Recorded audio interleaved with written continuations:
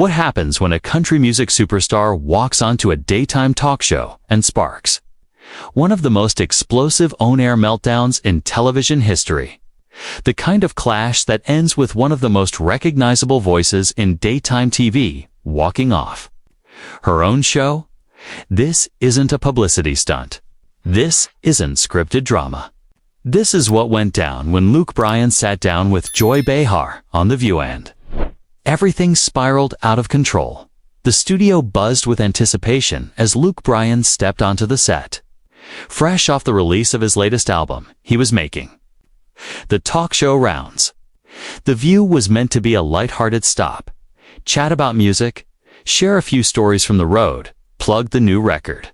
Standard stuff. Nobody expected that within minutes. This interview would become one of the most talked about moments in the show's history. Joy Behar greeted him warmly, her smile steady as the audience applauded. "Luke Bryan, welcome to The View. Great to have you here." "Thanks for having me," Luke replied, flashing that signature grin. "Always good to be in New York." "So, you've got a new album out," Joy said, glancing at her notes. "Lots of songs about trucks, beer, small-town life, the usual country themes." There was a subtle edge in her tone. Luke caught it, but kept his smile. "Well, I like to write about what I know," he said. "Real life, real experiences." Joy's expression shifted. "Just slightly real-life interesting. Because I was listening to some of your songs, and I have to ask, do you ever write about anything else? Anything substantial?" The other hosts exchanged quick glances. The audience went silent. Luke's smile faltered. "Substantial." He repeated, "What do you mean by that?" "I mean..." Joy leaned forward, her voice firm. "Country music used to be about storytelling. Real issues, heartbreak, struggle, working-class lives. Now it feels like, let's get drunk in a field. Is that really connecting with people?" Luke shifted, jaw tightening. "With all due respect, Joy, I think you might be oversimplifying. My songs connect with millions. People relate to what I sing about." "Do they relate?" Joy shot back. "Or are you just telling them what they want to hear? How many songs can you write about the same pickup truck?" Nervous laughter rippled through the audience. One host tried to intervene, but Joy pressed on. "Luke, you're talented. You have a platform. You could use your music to say something meaningful. Instead, it's all party anthems and nostalgia for some mythical version of rural America that doesn't even exist anymore." Luke sat up straighter, expression hardening. "Mythical? You think the lives of the people who listen to my music are mythical? These are real people. They work hard. They love their families. They deserve music that celebrates their lives without being talked down to." "I'm not talking down to anyone," Joy said, voice rising. "I'm questioning whether you're serving your audience here, just feeding them tired stereotypes." "Stereotypes?" Luke's voice climbed. "You want to talk about stereotypes? You're stereotyping an entire genre and everyone who listens to it. Just because someone likes a song about Friday nights and dirt roads doesn't make them any less intelligent, less worthy of respect." The energy in the studio shifted. Producers waved frantically from off-camera. The other hosts froze, unsure whether to step in. Joy's face flushed. "That's not what I said," she snapped. "That's exactly what you're saying," Luke fired back. "You're doing the thing people in your world always do. You dismiss an entire culture because you don't understand it, don't relate to it, so it must be stupid, right? My world. Now, what's that supposed to mean, my world?" Joy's voice was sharp, cutting. "The world where you sit in a Manhattan studio and judge people you've never met," Luke said, his southern drawl thickening with heat. "The world where you think you know what's best for everyone. And if they don't agree with you, they're just dumb hicks who don't know any better." The audience gasped. One host raised a hand. "Escalates. Take a breath here," but Joy was already rising to the bait. "That is completely unfair. Luke, I have never called anyone a dumb hick. You didn't have to." Luke said evenly. It's in every word you've said. Every time you talk about country music like it's a joke. Every time you question whether the people who love it are being manipulated instead of just enjoying music that speaks to them. Joy slammed her chair back and stood. You know what? I don't have to sit here and be lectured about elitism by someone who makes millions singing about beer cans. Luke rose too, voice hard and steady. And I don't have to sit here and let you insult me, my music, and everyone who listens to it just because you think you're smarter than all of us. The studio went deathly silent. The tension was so thick it could be sliced with a knife. Joy and Luke faced each other across the table. The other hosts shrank in their seats. The audience didn't know whether to gasp, cheer, or stay frozen. Most stayed silent. One producer frantically signaled for a commercial break, but the cameras captured none of it. This had gone far beyond a standard interview disagreement. This was personal. Joy drew a sharp breath, voice still cutting. Luke, I think you're being incredibly... That wasn't criticism. Criticism is saying, I don't like this song, or you could improve this album. What? You dismissed an entire genre and everyone connected to it. That isn't criticism, it's contempt. I don't have contempt for country music, Joy insisted, though her tone betrayed her. I grew up on Johnny Cash, Dolly Parton, Willie Nelson. That was real storytelling. What you do now, it's manufactured, focus grouped. It's designed to sell trucks and beer. Luke's eyes narrowed. So you just named 3 legends and then implied nobody since them has done anything worthwhile. You're romanticizing the past and using it as a weapon against the present. And yeah, companies want to use my songs in commercials because people love them. That's not a crime. Might means I'm connecting with an audience. An audience you're pandering to, Joy shot back. There it is again, Luke said, voice rising. You think the people who listen to my music are too stupid to know what they like, that they need you to tell them they're being manipulated. That's condescending. One of the hosts jumped in, trying to salvage the moment. Maybe we can talk about the positive side, Luke. You do a lot of charity work, right? Joy cut her off. I'm not being condescending. I'm being honest. Country music has become an echo chamber. You tell people what they want to hear. Glorify drinking, glorify a disappearing rural lifestyle, and act like progress is the enemy. Luke's jaw tightened. Progress. You think progress means looking down on people? Luke said, voice taut. You think progress means telling farmers, factory workers, small-town Americans that their way of life isn't worth celebrating, that their values are backwards? I never said that. Joy shot back, defensive. You're saying it right now, Luke countered. You just said rural life is disappearing. Like that's a good thing, like those communities don't matter. Like those people don't matter. Joy threw her hands up.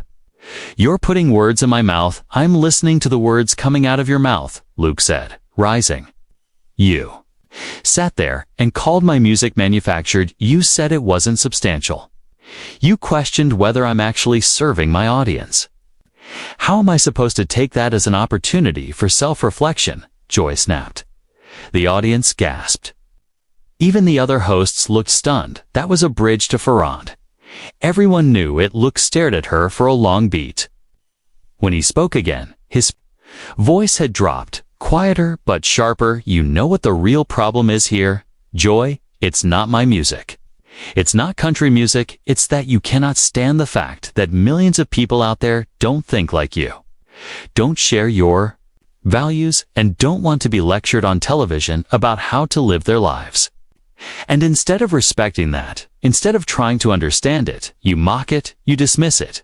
You act like they're the problem. Joy's face burned crimson. Now that is not fair. Fair, Luke laughed. But it was Holly. You want to talk about fair. You invited me here. I came in good faith though. Talk about my music, to connect with your audience. Meased, you ambushed me. You used this platform to attack not just me, but everyone who listens to country music. And now you're upset that I'm pushing back? One host tried to interject. Luke, Joy, Mabe, we should just know. Joy cut in sharply. I want to finish this. Luke, if you can't handle someone questioning your artistic choices, maybe you're in the wrong business. Questioning my artistic choices, Luke's voice rang incredulous. You didn't question anything. You made judgments, assumptions, insults aimed at millions of people. And now you act like I'm the problem for calling. You out on a Joy crossed her arm seam. Sorry you feel insulted, but I stand by what I said. Country music has become a parody of itself, Joy said, voice sharp, and artists like you are profiting off it. The words hung in the air like a bomb. Luke stared at her, shaking his head slowly. Wow, okay. You know what, Joy? I came here thinking this would be a fun conversation. I've done this show before, and I've always enjoyed it, but clearly, something's changed. Or maybe this is who you've always been, and I just didn't see it before. What is that supposed to mean? Joy demanded, her hands tightening into fists. It means you're so caught up in your own bubble. You can't see past your own biases, Luke said, his voice rising. You think you're enlightened, sophisticated, but really, you're just close-minded. You've decided that people who like country music are beneath you, and nothing I say is going to change that. I never said anyone was beneath me. Joy protested, though her conviction faltered. You didn't have to, Luke replied evenly. It's in everything you've said this entire interview. Every question, every comment. Every dismissive little remark about trucks and beer. You look down on these people. Joy, you look down on me. And honestly, that says a lot more about you than it does about country music. One producer was now on the floor, frantically signaling. The director's voice blasted through everyone's earpiece, but the train had already left the station. There was no stopping it. Joy's hands trembled slightly. Anger. Frustration? Something else? You know what, Luke? Maybe you're right. Maybe I don't understand your music. Maybe I don't understand the people who listen to it.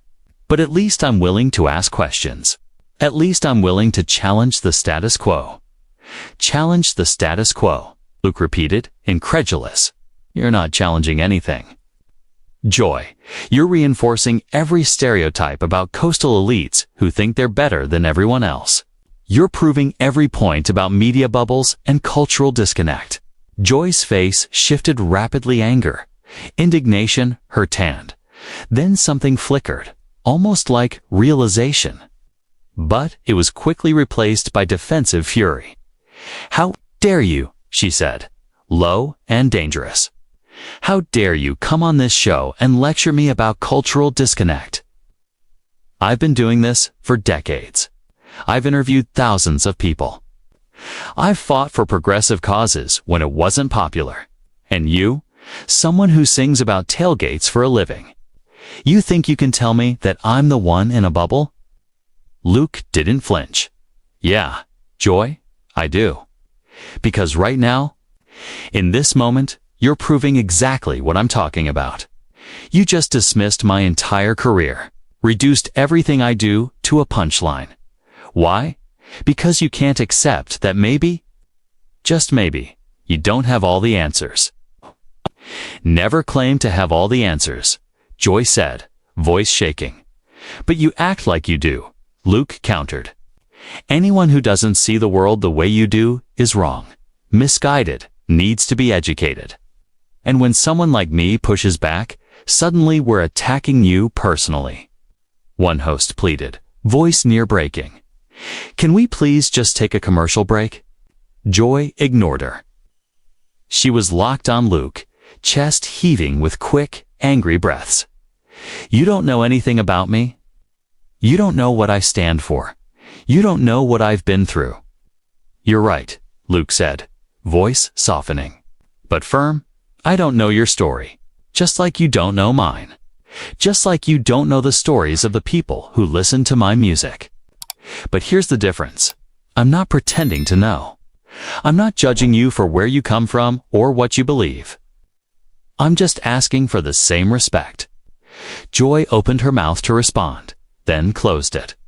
She glanced around at the other hosts, the cameras, the audience. Her eyes glistened anger, tears, or both. The silence stretched, heavy, and almost unbearable. Finally, Joy spoke, her voice tight. You know what? I don't need this. I don't need to sit here and be attacked on my own show. Attacked. Luke looked genuinely confused. Joy. I'm just responding to what you said. You called me close-minded, she shot back, voice rising. You said I looked down on people. You accused me of being in a bubble on national television. On my show, you called my music manufactured. Luke leaned forward, voice steady but sharp. You said I was pandering to my audience. You questioned whether anything I do is substantial. How is that different? It's different because I'm talking about your art. Joy snapped. You're attacking me personally, Luke countered. When you dismiss someone's music, question their integrity, suggest their audience is being manipulated, that's personal. You made it personal first. Joy shook her head. Something shifted in her expression, like a wall had gone up or come down. When she spoke again, her voice was eerily calm. I've been on this show for years. I've had disagreements with guests before, heated ones. But I've never felt so disrespected in my own chair. One of the other hosts reached toward her, but Joy pulled back. Her gaze fixed on Luke, jaw set. You came on this show with a chip on your shoulder, she said quietly. You were looking for a fight. I wasn't, Luke said, voice tired. I was here for a normal interview. You started this, Luke. You know you did, Joy said. I started this by asking legitimate questions about your music. She continued. You turned it into a culture war, Luke shot back, shaking his head. The second you started talking about mythical Americas, stereotypes, and pandering, that was you, not me. Joy stared at him a long moment. Then, deliberately, she reached up and unclipped her microphone. The sharp snap echoed through the silent studio. What are you doing? One host demanded, alarm in her voice. Joy didn't answer. She set the microphone on the table, then looked at Luke one last time. I hope you're happy, she said quietly. Happy. Luke's face was a mix of disbelief and distress. Joy? I didn't want this. Yes, you did. Joy interrupted. You wanted to make me the villain. You wanted to make this about coastal elites, cultural bubbles, all the talking points that play so well with your base. Congratulations, you got your moment. That's not what this. Joy had already stepped back from the table. The other hosts reached for her, calling her name, but she ignored them. She scanned the audience, many with hands over their mouths in shock. Then she looked straight into the main camera. I've given years to this show, she said, voice steady despite the emotion. I've always tried to ask the tough questions, to challenge people, not just accept the easy answers. And if that makes me an elitist, if that makes me close-minded, if that makes me someone undeserving of respect, then maybe this is not where I belong anymore. Joy, please, another host pleaded, voice breaking. Don't do this. Joy glanced at her colleagues. For a second, her composure cracked, tears glimmered, but she blinked them back. I'm sorry, she said softly, but I cannot do this right now. And then she walked off the set. The studio erupted. The audience gasped, voices overlapping in shocked chatter. The other hosts froze, looking at one another in disbelief. Producers ran frantically.